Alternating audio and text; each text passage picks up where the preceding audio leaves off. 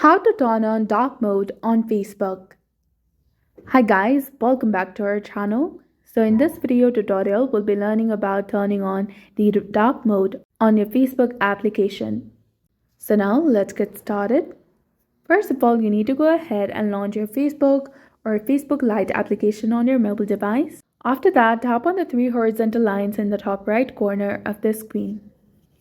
Now scroll down and there you will see the option of dark mode, which is between auto and payments and language option. Simply toggle the switch on. And you can see that my Facebook application has turned into a dark mode while it was lighter previously.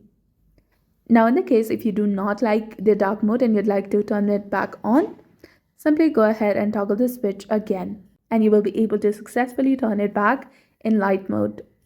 So that's all there is to it. This is exactly how you can turn dark mode in your Facebook application.